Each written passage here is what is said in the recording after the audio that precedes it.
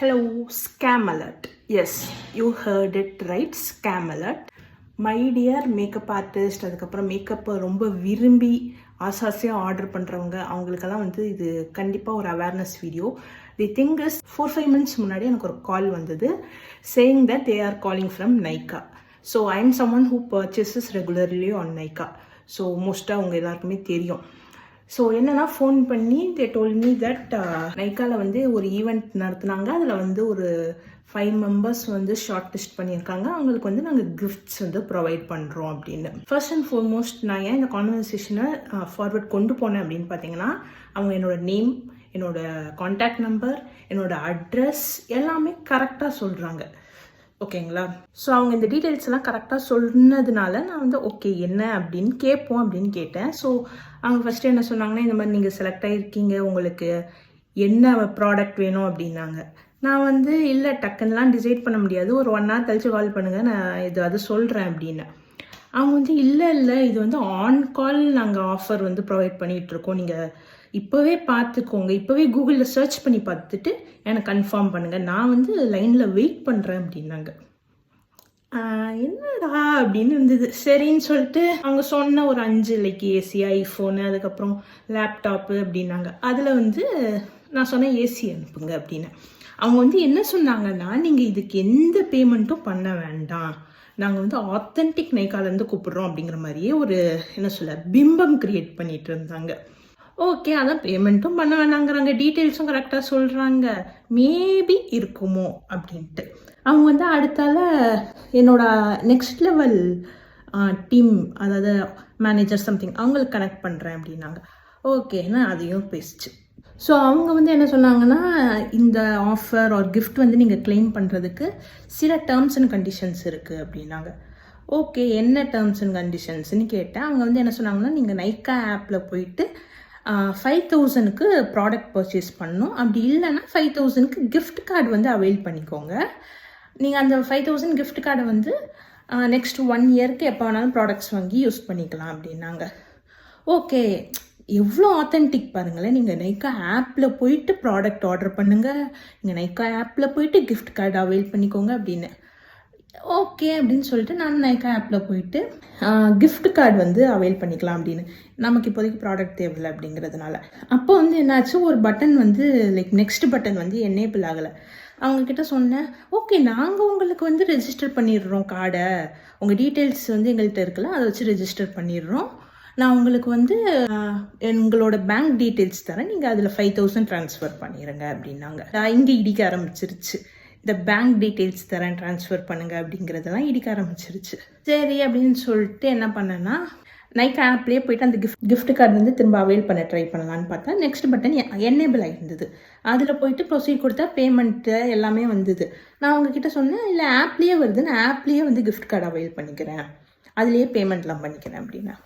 அவங்க வந்து இல்லை மேம், நீங்கள் அப்படி வாங்கினீங்கன்னா வந்து அது நார்மல் கிஃப்ட் கார்டு ஆயிரும், ஆஃபர் வந்து அப்ளை ஆகாது, உங்களுக்கு வந்து இந்த கிஃப்ட் வராது, ஏசியோ லேப்டாப்போ வராது அப்படின்னாங்க.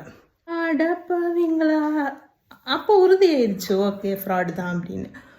அதுக்கப்புறம் வந்து என்ன சொன்னாங்கன்னா, அதுவும் எப்படி மேம், நீங்கள் யூபிஐ ஆப்புக்குள்ளே போங்க, உடனே எல்லாமே அந்த கால் ஒரு 1/2 hour பேசியிருப்பேன், அந்த 1/2 hourக்குள்ளேயே நைக்கா ஆப்புக்குள்ளே போங்க, இது யூபிஐ ஆப்புக்குள்ளே போங்க, இந்த டீட்டெயிலை போடுங்க.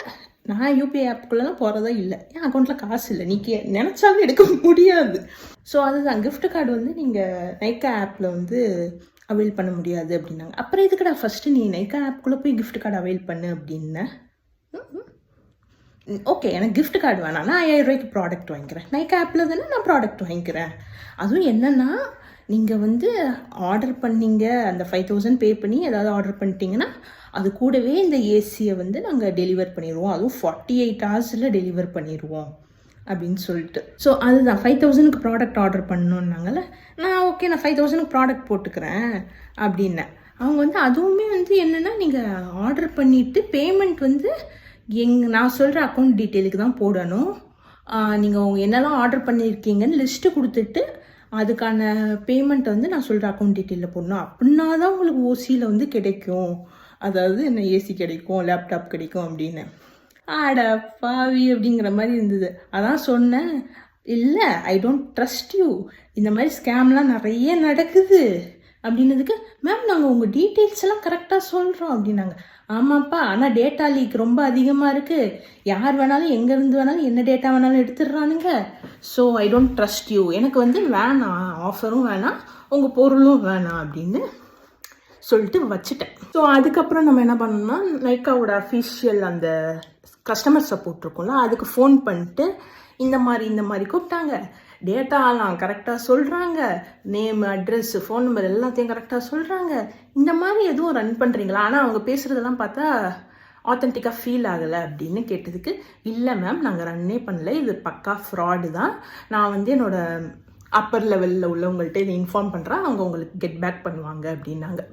ஸோ இந்த கேப்பில் என்னென்னா 2 வாட்டி திரும்ப ஃபோன் பண்ணிட்டாங்க. ஓகேங்களா, 2 வாட்டி.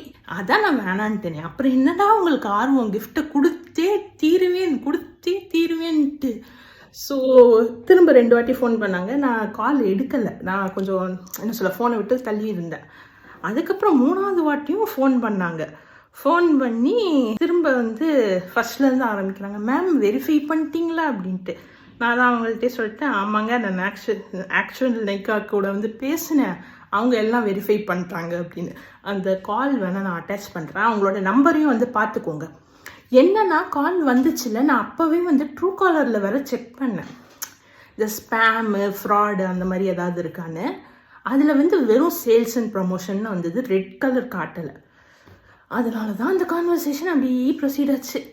ஸோ மக்களே, ரொம்ப ஈஸியாக உங்களோட அமௌண்ட்டை உங்களை வச்சே இப்படிங்கிற மாதிரி ஜிபேலேருந்தோ பேங்க்லேருந்தோ ட்ரான்ஸ்ஃபர் பண்ண வச்சுருவாங்க. So just be careful. நிறைய ஸ்பேமு இதெல்லாம் வந்திருக்கு. ஓகேங்களா, இந்த மேக்கப் ஆர்டிஸ்ட்டுங்கும் போது நான் இந்த பிஸ்னஸ் நம்பரில் வந்துட்டு மேக்கப் வேணும், நான் வந்து அட்வான்ஸ் பண்ணுறேன், அதுக்கப்புறம் ஐயோ நிறைய பண்ணிட்டேன் எனக்கு ரீஃபண்ட் பண்ணுங்கிற மாதிரி அந்த ஸ்கேம்லாம் எனக்கு ஆல்ரெடி தெரியும். நான் அதை பற்றியெல்லாம் இது வரைக்கும் பேசினதில்லை. பட் இது என்னென்னா எவ்வளோ ஆத்தென்டிக்காக என்ன சொல்ல, true காலரில் தெரியக்கூடாதான்.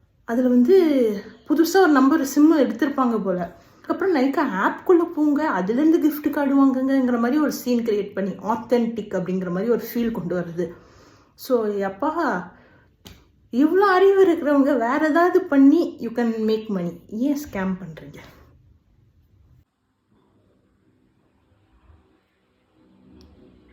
Hello. Yeah, hello, ma'am. Ma'am, I'm previous executive of Nykaa, ma'am. Did you verify the details?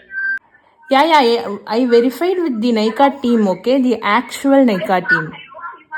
Ma'am, I'm not getting. You told our senior department you want to verify the details, then you make the procedure, right? I think you can try with someone else. You can try to scam someone else. Thank you. And let Ma'am, me... if this is if this is a scam call, ma'am, so definitely we will not providing details from our side to you, ma'am. We will asking your details. Ma'am, yeah, that's fine. I'm not interested. Leave it, na? You try with someone else. Thank you. Okay, no.